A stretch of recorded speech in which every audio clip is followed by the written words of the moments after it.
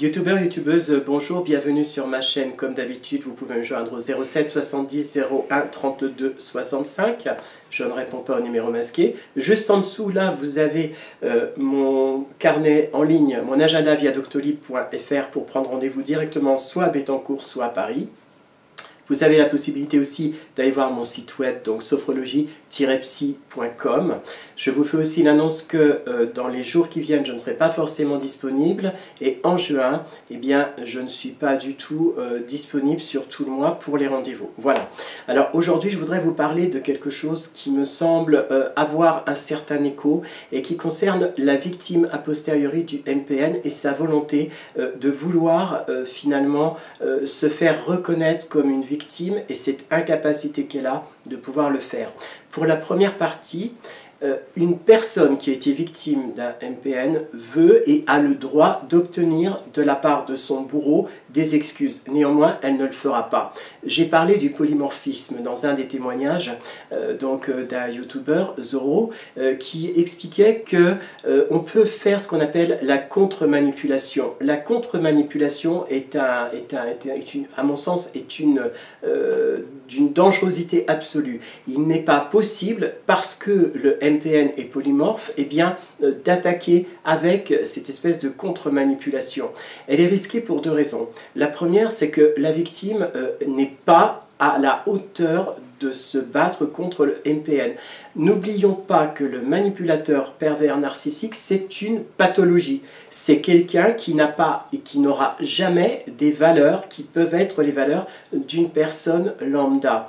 Il a cette capacité de perdre finalement ses proies, de se transformer donc à volonté, un peu comme un caméléon, de prendre les aspects les plus singuliers en fonction de sa victime, et faire et pratiquer la contre-manipulation, c'est aller au-devant d'un danger pour les victimes. Malgré tout, je comprends leur envie de vouloir faire reconnaître leur traumatisme. N'oubliez pas une chose, le MPN, généralement, face à l'extérieur, il est considéré comme quelqu'un d'extraordinaire et ça n'est jamais lui qui va être remis en cause, mais la victime. Toute victime de violence, à un moment donné dans son existence, a le droit, pour sa propre guérison, de vouloir obtenir de la part de son bourreau des excuses. Ça ne se fera, hélas, jamais. Dans un autre domaine, les victimes de violences sexuelles par ascendance, viol en termes clairs, par un parent, ou par un oncle, ou par une tante, enfin peu importe, eh bien, n'obtiendront jamais l'excuse. Mais le paradoxe psychologique, c'est que cette excuse va définir ce qu'est la victime, avec son vécu, ce que ça représente, mais aussi va la rassurer sur le fait qu'elle a réellement vécu ces choses. Toutes ces personnes qui ont vécu avec le MPN ne sont pris en compte ni par les services psychiatriques, parce que très souvent on les prend pour finalement des affabulateurs, en tout cas dans une première approche. Dans une autre approche, la victime qui ne va pas être excusée pour avoir été maltraitée va continuer à rechercher non-stop l'excuse, en tout cas à confondre son bourreau, le MPN. Et là, c'est un véritable drame.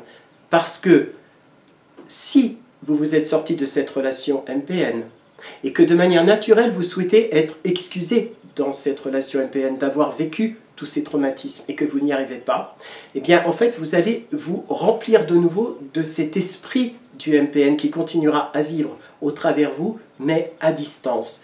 Il me semble vital d'accepter qu'après une relation MPN, ne pas tenter la contre-manipulation, à cause du polymorphisme, ne pas tenter de vouloir être reconnu comme une victime par l'extérieur, même si c'est naturel, mais partir le plus loin possible pour recommencer son existence. Et enfin, si vous avez la chance d'avoir cette faculté d'autoréparation, eh bien, gardez toute cette faculté d'autoréparation pour vous-même, pour que toute cette énergie qui est en vous, qui est revenue, ne soit pas gaspillé à vouloir obtenir une excuse qui n'aboutira jamais. Néanmoins, je comprends les victimes et je comprends aussi que la recherche d'une excuse pour cette violence vécue soit quelque chose de naturel, de normal.